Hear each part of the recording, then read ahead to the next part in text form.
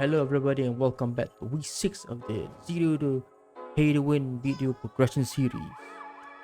Alright, for day 1, we start off as usual like we always do and do our Blood Wolves Infinite Pop quest to hopefully get that blood drop, but even if we don't, we're already very close to getting it already. So with the release of Season Deadeye, we receive a few quests that in total will grant us 100 autonomous elements, which is enough for just one whole pity piece. With those, I decided to spend most of them, or really 80 of them, on the Dragon's Fang to get the Shadowcon's pity piece, and the rest of them on the Blood Wolves piece. So with this, we only need to focus on Blood Wolves, and then we can slowly work on the Infinite Mana pot. So now that we have another PD piece completed, we can now make the second tier PD Infinite HP pot, which is actually pretty simple to get. But there are a few prerequisites. Number one, because we got this to a PD piece, we need to change our potion from the ancient blessed, although it is element or whatever, the ancient blessed potion, we need to change it to a blessed potion, meaning we got it to the PD pieces. So that way the PD piece of the Shadowcons and the PD potion can be used to combine into the second tier. So we just head off to Marindora and get that done. So after that, I then decided to gather all the Valtara belts. So we ended up getting to the Dark Rifts and enhance them.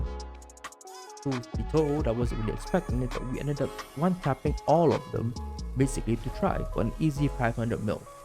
It's probably the only time I've ever enhanced for profit and it worked out. So I guess it's good. 3 games up. What am I complaining about?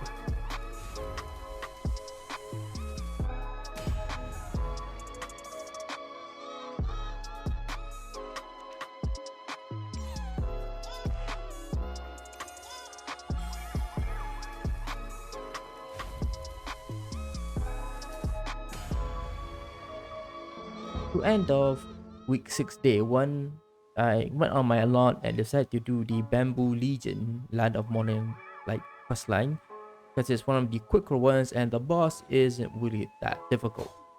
So normally this quest takes about half an hour, but I decided to spend the whole hour not only completing the quest but also trying to get it to at least Calamity 3, because this allows us to get an additional light orb, which will be very useful when doing all the other bosses. Light orb just to give you more stats. So that's what we did, and we end off day 1 like that, but only up to Calamity 3 or 2.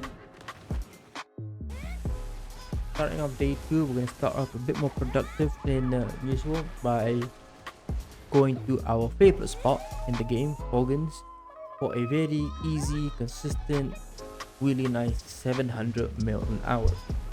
This is why I love Hogan's, even though the area might be a little dreary because all the green, it's still really good money. Very consistent money because you're really only making a lot of the money through the crash loop. Alright, so if you're transitioning from seasons, Elvia, Sanrendia is a very good spot to just go ahead and just grind while also getting your blue shards for your cups. And over here you get around 10 to 11, so it's a really nice spot. After that, we head out to our Deadeye for some mirror mock grinding to spend most of that Agris, because having Agris lying around isn't really a good idea. You ideally want to spend most of it, and I said to spend it on mirror mock. And as you can see, we're very close to 61, so once we get to level 61, I can switch from Witch to Deadeye just to test out some spots. And over here we get a pretty nice resist at around 500 mil an hour. So if with these 2 grinds we've done in the first 2 hours, we get effectively grows a bill. So day 2 making a bill, really nice, really good progress for our tier upgrades coming up soon. So to end of day 2, we begin with our Land of Morning Light quest lines, and we decide to do the Golden Pig King for today. So the Golden Pit King is also one of the shorter ones, and it's one of the not really the easier bosses, but it's not really complicated, right? Just follow what the boss is doing and just respond, right? It's all about your reaction time. So the file corrupted when I was doing the entire quest line, so instead I just show you me attempting to beat in Calamity 2 and or Calamity 3, because I want that light orb, right? I don't think I forgot if we need one or two bosses at Calamity 3 in order to get the first light orb. I know we need to get one at Calamity 3 and the other at Calamity 5. So to ensure I clear the boss instead of going for pure damage, I did have to opt for a more defensive style build. That way I can survive the encounter, because clearing is better than getting high time or low time, right?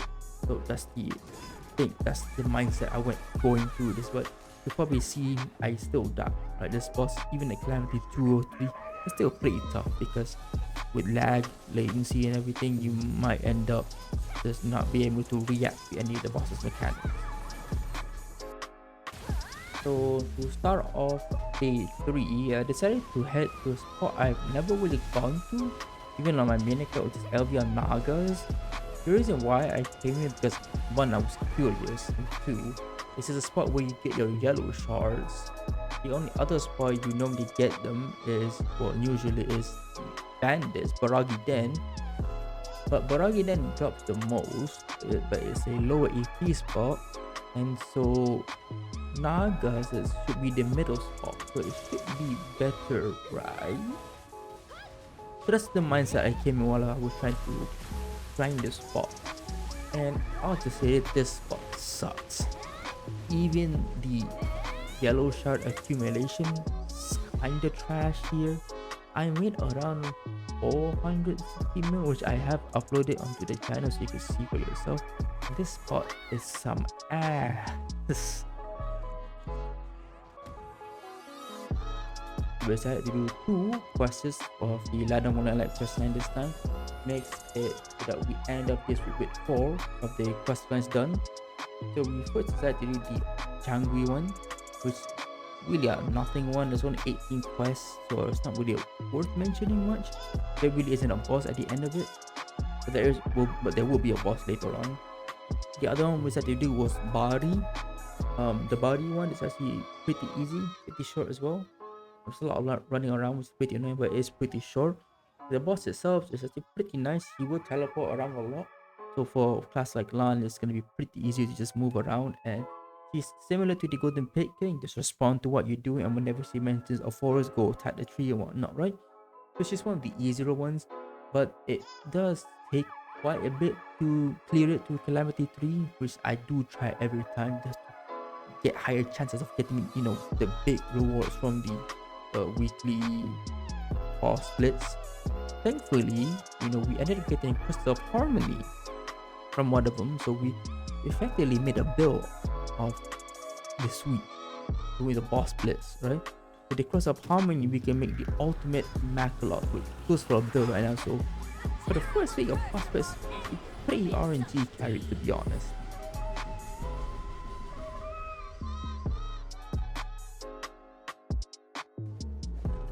So to end off this week, we decided to travel all around the world of BDO. I don't know really what the name of BDO's world is. I'm not really into the lore. And do our dark rifts. So unfortunately, while I hope we ended up getting another double build, making our games to switch to like 2 to 3 to like 3 to 4, we unfortunately did not. We unfortunately did not get any good stuff, but we did get enough knock gettings to hopefully get to try, which I may end up doing next week, or maybe depending, I'm not really sure. I don't really want to test the waters of RNG, right? And then after that, we went and did our weekly enhancements on our Tuvala sub weapon, and thankfully for this we ended up getting up Tuvala sub weapon, inching us ever so closer to the 10 Black Star sub weapon of our dream. So that's it. So for this week, we had a total playtime of 60 hours. It may not look like it, but there's a lot of lagging and stuff in between. So we made it to 60 hours with around 3 to 4 on a 2 to 3 bill this week, in profits with 4 out of the 8 part 1 of the Land of Morning Light questline done. So all in all, really good progress. And so if you enjoyed the video, please like, subscribe, and have a nice day.